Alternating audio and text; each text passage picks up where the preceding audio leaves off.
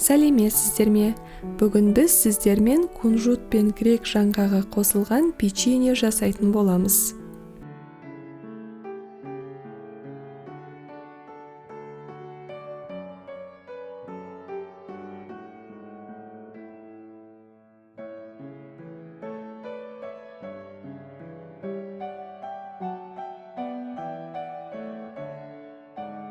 Бөлме температурасындағы сары майға қантты салып, венчикпен немесе миксермен араластырамыз.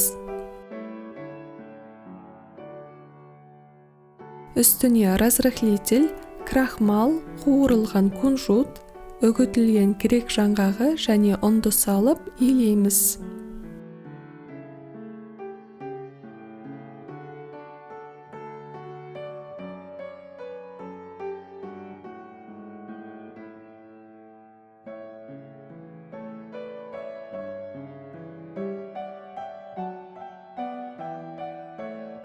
Видеода көріп тұрғандарыңыздай, масса бір-біріне бірікпей шашыраңқы болады.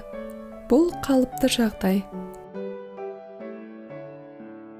Печеньенің әрқайсысын шамамен 25 граммнан алып, домалақтап, противенге тіземіз. Алдын ала 180 градуста қыздырылған пеште 20 минуттай пісіреміз. Печеньелер дайын.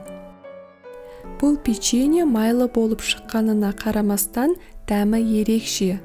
Консистенциясы басқа печеньелерге ұқсамайды. Күтірлеп тұр.